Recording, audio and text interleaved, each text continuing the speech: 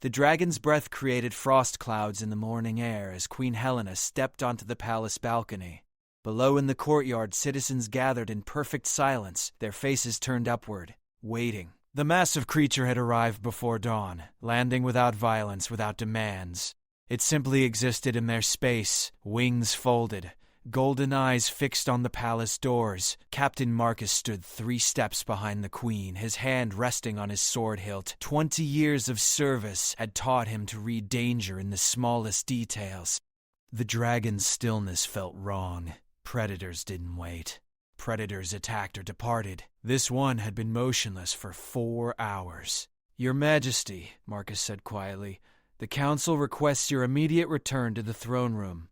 Helena didn't move. Her crown caught morning light, sending small rainbows across the stone floor. "How many dragons have you seen, Marcus?" "None, Your Majesty." "Then you're seeing your first alongside me." The dragon's head turned slightly, tracking their conversation. Its intelligence was unmistakable. Marcus felt his pulse quicken. Intelligent creatures made choices. Choices created unpredictability. "The city watches us," Helena continued. "They need to see their queen standing firm. They need to see their queen alive, Your Majesty." A sound echoed from the courtyard below. Not a roar or growl, but something softer, almost musical. The dragon was humming. Citizens shifted nervously, but none fled. The sound held them in place, hypnotic and strange. Marcus stepped forward, positioning himself between Helena and the balcony edge. "Your Majesty, protocol demands. Protocol assumes human threats," Helena interrupted. "What does it say about dragons?" The question hung in the air.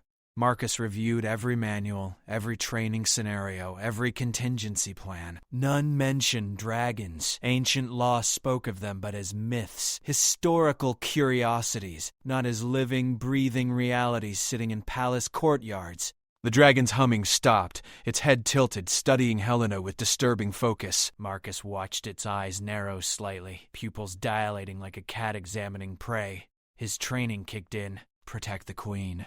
Whatever the cost. "Step back, Your Majesty." "No." The single word carried absolute authority. Marcus felt the familiar tension of conflicting duties. Protect the queen.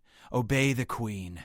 Sometimes those duties aligned, sometimes they didn't. The dragon stood, its massive form unfolded like a living mountain reshaping itself. Citizens in the courtyard stepped backward as one, a wave of human fear rippling outward.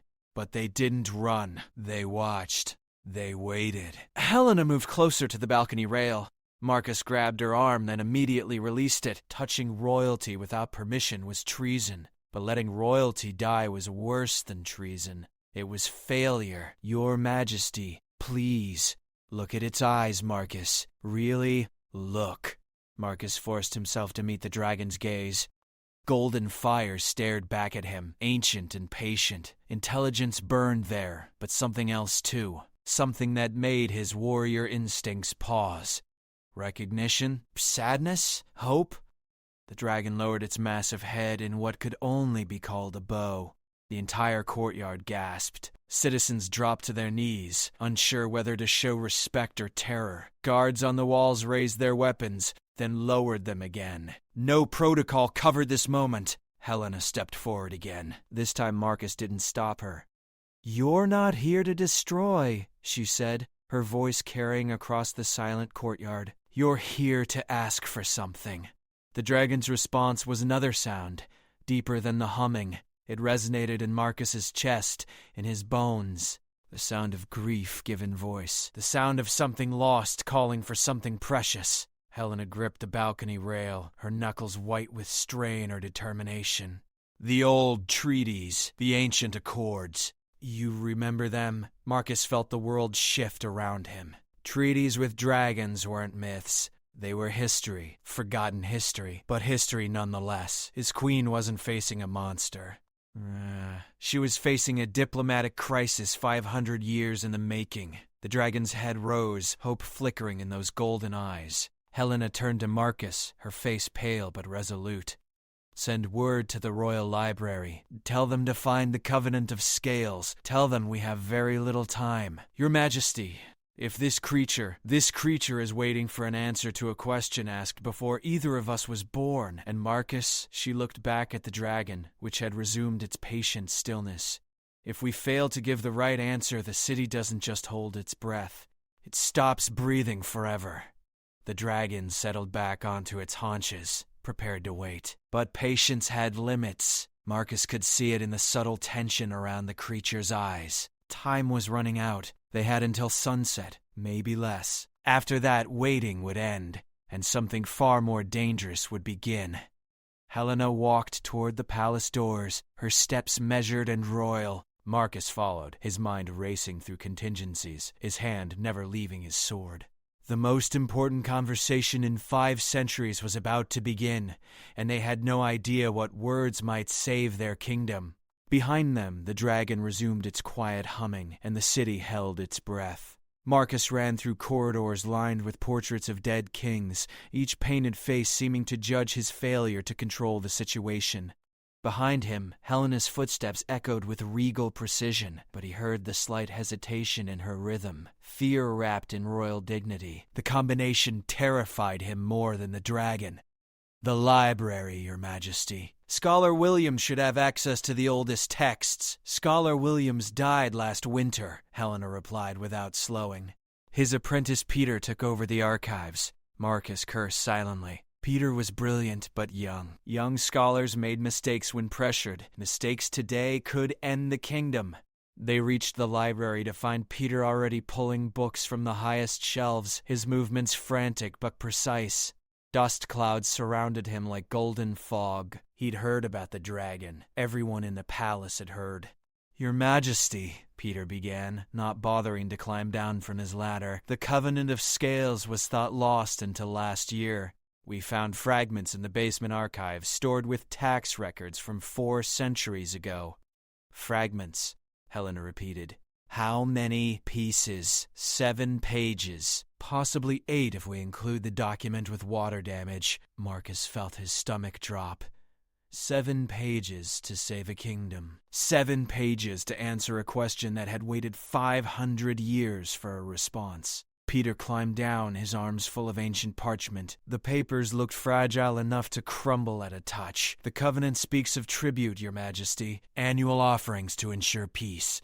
Gold, livestock, territory rights. What stopped the payments?" Helena moved closer to examine the documents. "War with the northern kingdoms. The treasury was emptied. King Robert III declared the covenant void, claiming dragons were extinct." Peter's voice dropped. He was wrong. Marcus walked to the window. The dragon remained motionless in the courtyard, but townspeople had begun bringing things. Flowers, bread, small trinkets, offerings placed at a respectful distance. Children peered from behind their parents, curiosity overriding fear. "The covenant binds both parties," Peter continued, reading carefully. "Humans provide tribute, dragons provide protection. Neither side can break the agreement without mutual consent." "Dark so. We're in violation," Helena said. "Technically, yes, but the penalty clauses are unclear. The water damage destroyed that section." Marcus turned from the window. "What happens if we can't meet the tribute requirements? The kingdom's resources aren't what they were 5 centuries ago." Peter flipped through pages, squinting at faded ink. "Here, subsection 4.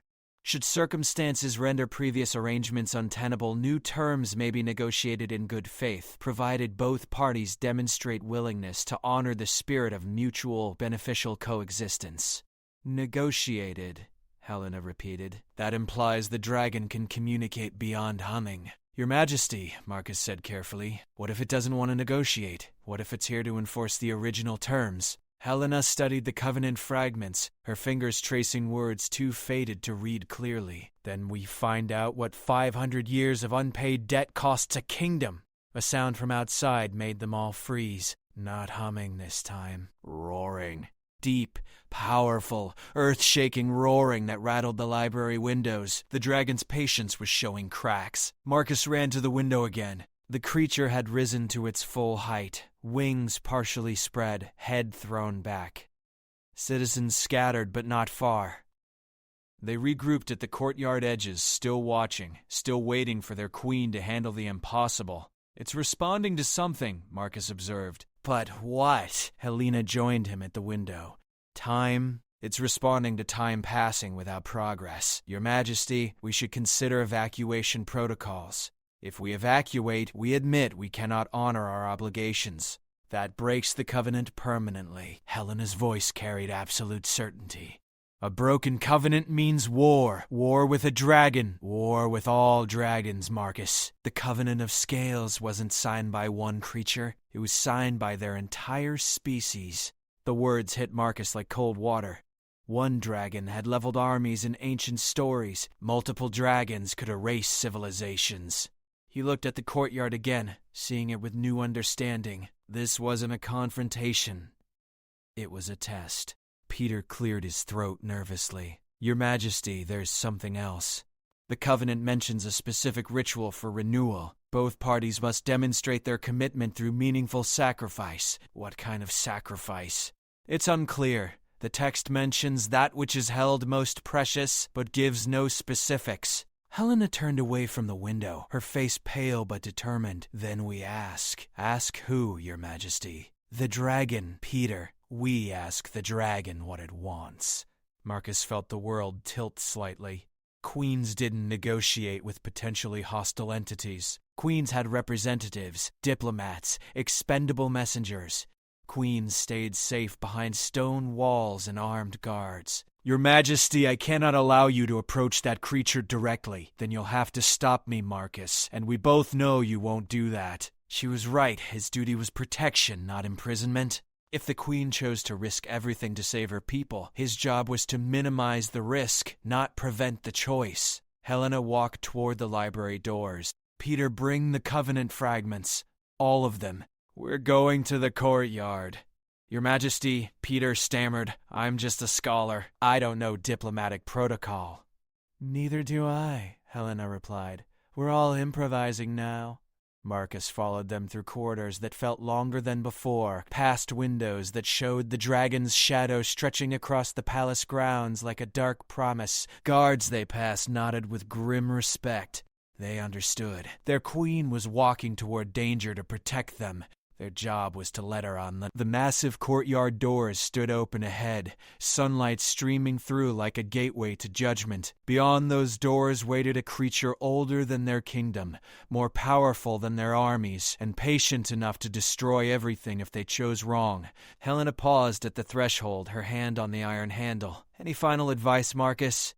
He considered lies, reassurances, tactical suggestions. Instead, he chose truth. Don't show fear, Your Majesty, even if you feel it. She smiled, the expression both grateful and terrifying. I'm not afraid, Marcus. I'm honored. How many queens get to save their kingdoms through conversation? The doors swung open and they stepped into history. The dragon's golden eyes tracked their approach with predatory precision. Each footstep on the stone courtyard echoed like a funeral drum. Citizens pressed against the walls, giving them a wide corridor but remaining close enough to witness whatever came next. Marcus counted exits, defensive positions, potential weapons. His mind catalogued options while his heart prepared for failure. Helena walked with royal composure. Peter trailing behind, clutching the Covenant fragments like sacred relics. The closer they came to the dragon, the more massive it seemed. Scales reflected sunlight in hypnotic patterns. Claws longer than swords dug shallow grooves in the courtyard stones. 20 feet from the creature, Helena stopped. I am Queen Helena of the Western Kingdom. You came here seeking response to the Covenant of Scales. I'm here to provide that response. The dragon's head lowered until its eyes were level with Helena's. When it spoke, the voice resonated from somewhere deep in its chest, each word carefully formed despite the alien shape of its mouth. 500 years I have waited. 500 seasons of silence from those who swore binding oaths. Marcus felt his world shift again. The dragon spoke their language. It understood ceremony, patience, grievance. This was no mindless beast. This was an elder demanding respect. The covenant was not forgotten, Helena replied. It was misplaced. We have recovered what we could and come prepared to honor our obligations. Misplaced. The dragon's tone suggested the word tasted bitter. Human memory fails when convenience demands it. Peter stepped forward, his scholar instincts overriding fear. The documents were preserved. We found them in storage, damaged but readable. The Covenant speaks of tribute and protection, mutual benefit, and shared prosperity. The dragon's attention shifted to Peter, who tried not to flinch under that ancient gaze.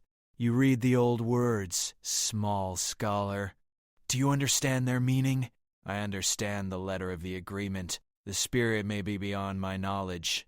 A sound that might have been laughter rumbled from the dragon's throat. Honest ignorance deserves honest answer. The covenant was not about gold or grain. It was about trust. Marcus saw Helena's posture shift slightly. She was beginning to understand something he couldn't grasp yet. Trust, she repeated. Between species that barely know each other. Between species that chose to know each other better. Your ancestors were wise enough to see dragons as allies, not enemies. Their descendants see us as myths. We see you now, Helena said. We acknowledge the debt. We're prepared to negotiate new terms if the old ones cannot be met. The dragon studied her for a long moment. What do you believe dragons want from humans? The question carried weight beyond its words. Marcus realized this was the test, not of resources or military strength, but of understanding. Helena considered carefully. Protection implies partnership. You guard us from threats we cannot face alone. We provide what? What do dragons need that humans can offer? Perspective, the dragon said simply. Humans live brief, bright lives. You see urgency where we see patience. You innovate where we preserve. You dream where we remember. Peter looked up from the Covenant fragments. The tribute wasn't payment. It was cultural exchange. The small scholar learns quickly. The dragon's approval was evident. Dragons live centuries. Without human perspective, we become lost in time. Without draconic wisdom, humans repeat ancient mistakes. Marcus began to see the shape of the solution. The kingdom has changed since the covenant was signed. We have universities now, schools, centers of learning. Yes, Helena breathed. We can offer knowledge, innovation, fresh perspectives. What we've learned in 5 centuries of independence. The dragon's wings rustled, a sound like wind through trees. And in return, dragons offer guidance, protection, the wisdom of ages. But the original covenant spoke of gold, livestock, symbols. The dragon interrupted Peter gently. Tokens of commitment. The true exchange was always knowledge and wisdom. Helena stepped closer, her fear finally showing as excitement. We have scholars, artists, inventors, people who could learn from dragon wisdom while sharing human innovation. And dragons have knowledge of the deep places, the old magics, the long patterns of history. The creature's voice carried growing enthusiasm, a partnership of minds rather than a transaction of goods. Marcus felt the tension in the air shifting. The test was being passed. The impossible conversation was becoming possible negotiation. How do we formalize this? How do we ensure both sides honor the commitment? The dragon turned its full attention to Helena, the same way the first covenant was sealed, with trust demonstrated through sacrifice. What sacrifice? Not blood or treasure. Time and commitment. A human must come to the dragon realm to learn our ways. A dragon must remain in human lands to understand your perspectives. Peter looked up from the documents. An exchange program. Diplomatic residency. More than diplomatic, the dragon corrected. Educational. Personal. Helena nodded slowly. And you? Would you be the dragon representative? I am Thane Keeper of the Eastern Ranges, guardian of the hill treasures, first speaker for the Council of Scales. I have authority to renew the covenant on behalf of all dragons. The formal titles carried weight. This wasn't just any dragon. This was their equivalent of a queen. Marcus felt respect mix with his wariness. 2 rulers meeting as equals. Helena extended her hand, palm up in the ancient gesture of peaceful intent. I am prepared to renew the Covenant of Scales on behalf of all humans in the Western Kingdom. Thane Keeper lowered her massive head until her snout nearly touched Helena's outstretched palm. Let the covenant be renewed. Let trust replace fear. Let wisdom flow both directions. The moment her breath touched Helena's skin, Marcus felt something fundamental shift in the air. Magic, perhaps. Or maybe just the weight of history finally moving forward again. The dragon began to sing. Not humming this time, but true song, complex harmonies that seemed to come from multiple throats. Citizens throughout the courtyard started singing too, improvising melodies that wove around the draconic themes. Music filled the space between species, building bridges where words alone might have failed. Peter carefully gathered the covenant fragments, his hands shaking with scholarly excitement. Your Majesty, this will require new documentation. Formal agreements, educational protocols. Start with the basics, Helena replied, never taking her eyes off Thane Keeper. How do we choose our first cultural ambassador? Volunteers, the dragon suggested. Someone curious enough to embrace the unknown? Marcus found himself speaking before thinking. I know someone, if she's willing. Helena raised an eyebrow. Your sister? Catherine loves impossible challenges. She speaks 4 languages and reads 6 more. She's been bored running the Northern Academy. Thane Keeper's golden eyes held amusement. Oh, a guardian recommends his family for dangerous duty. Interesting human loyalty. It's not dangerous if we trust each other, Marcus replied. And if we're going to trust each other, we might as well start with people we trust ourselves. The dragon's laughter rumbled through the courtyard. Wisdom from unexpected sources. Very well. If Catherine of the Northern Academy accepts the role, she will be welcome in our mountain halls. Helena looked around the courtyard at citizens no longer afraid, at guards standing easy, at scholars already planning research collaborations. And your representative? Who stays to learn human ways? My daughter Ember, who questions everything. She has been curious about human innovation since her hatching. This opportunity will answer many of her questions. A young dragon in the capital, Peters mused. We'll need new protocols for everything. We'll improvise, Helena said firmly, the way leaders do when history calls on them to be better than protocol allows. Thane Keeper rose to her full height, wings spreading briefly before folding again. The covenant is renewed.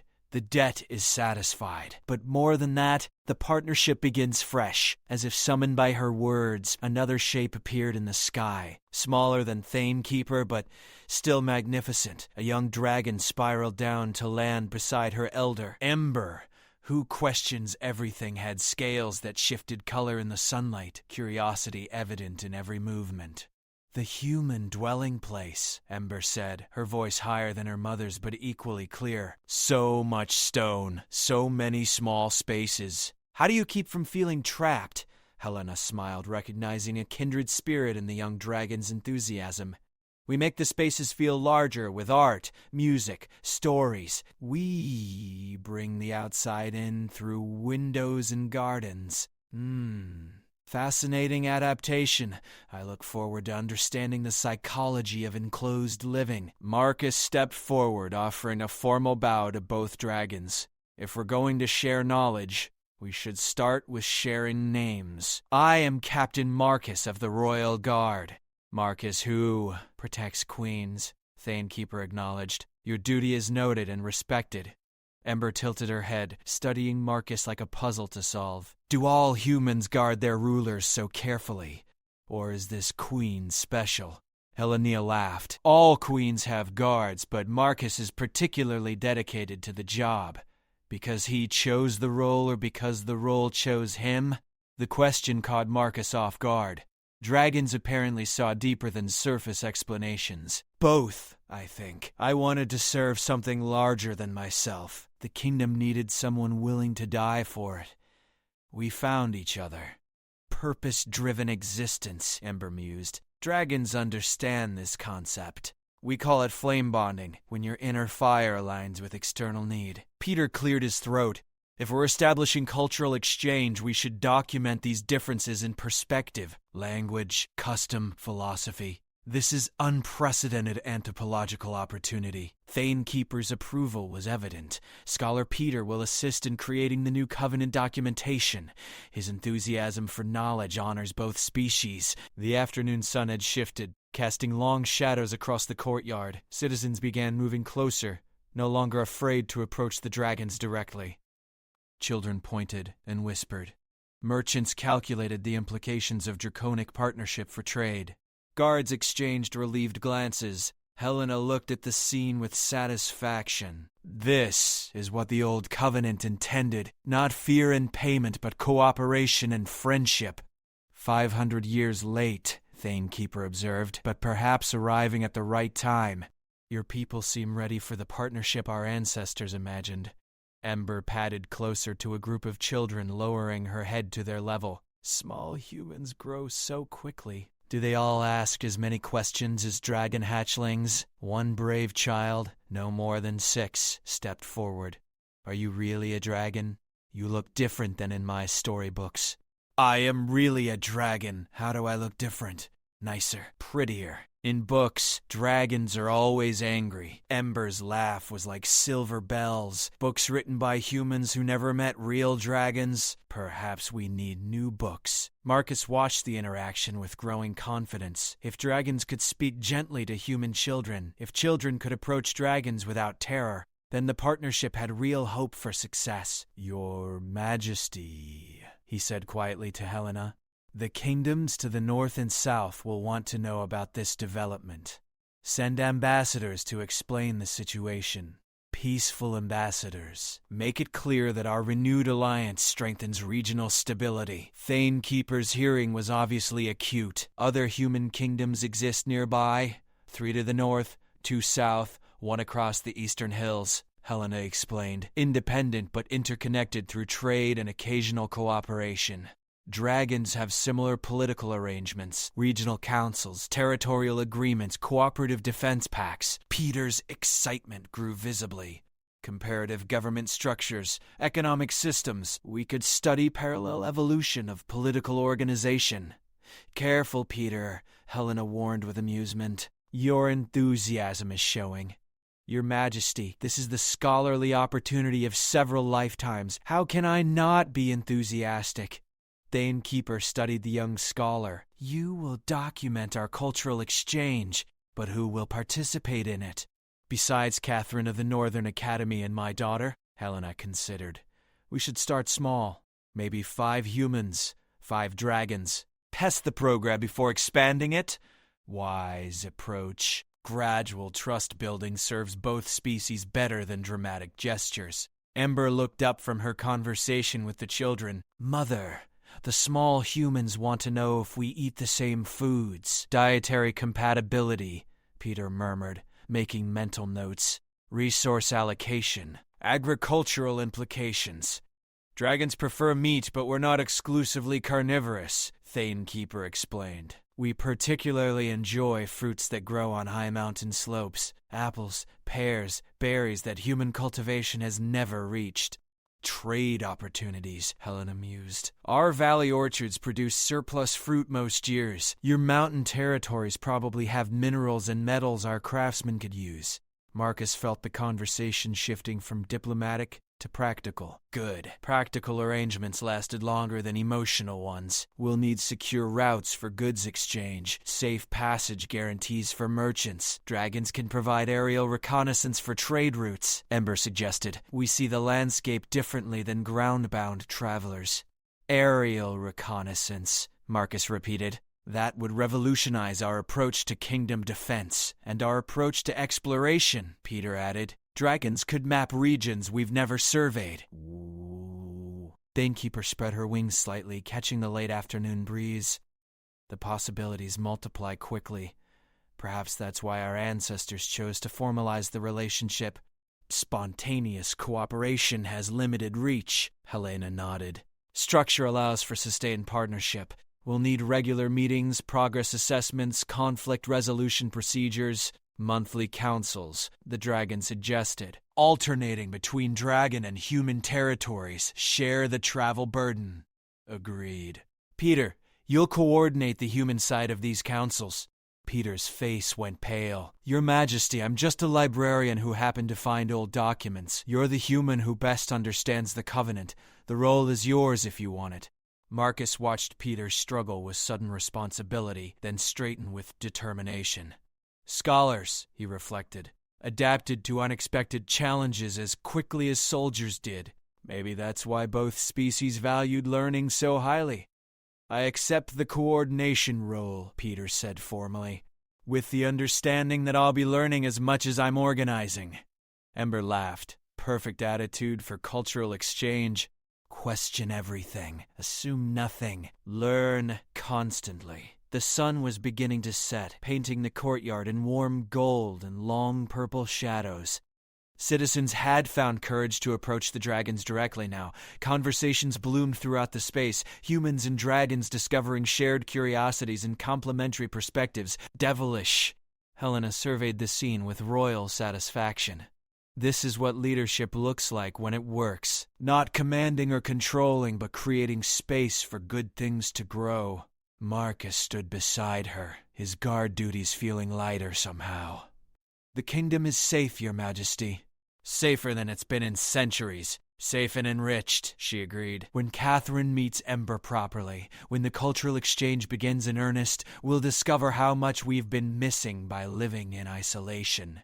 Thanekeeper approached them, her massive form moving with surprising grace. Queen Helena, Captain Marcus, Scholar Peter. The Covenant of Scales is renewed. The partnership begins tomorrow. But today ends with gratitude. Gratitude from all of us, Helena replied. For patience, for wisdom, for seeing humans as potential partners rather than disappointing debtors. Your ancestors chose partnership wisely. Their descendants honor that choice. The dragon's golden eyes held warmth now instead of judgment. The wait was long, but the outcome justifies the patience. Ember bounded over, her young energy infectious. Mother, the human children invited us to attend their school tomorrow. They want to show us their learning methods. Educational anthropology in action, Peter murmured approvingly. Will you accept their invitation? Helena asked. With pleasure, Thanekeeper replied. Understanding human education will help us design better cultural exchange programs. As the last light faded from the courtyard, torches were lit along the walls. Dragons and humans continued their conversations under flickering firelight, creating the first evening of renewed partnership. The city had held its breath and found it could breathe again. Helena looked up at the stars beginning to appear overhead. Marcus, tomorrow we start writing new history. Are you ready? Marcus smiled, feeling his duty shift from protection to facilitation. Your Majesty, I've been ready for this my entire career. I just didn't know what this was until today. The dragons settled comfortably in the courtyard, apparently planning to spend the night. Citizens brought blankets and food, turning diplomatic meeting into impromptu celebration. Music started again, human voices weaving around draconic harmonies under the growing darkness. 500 years of waiting was finally over. The real work could begin.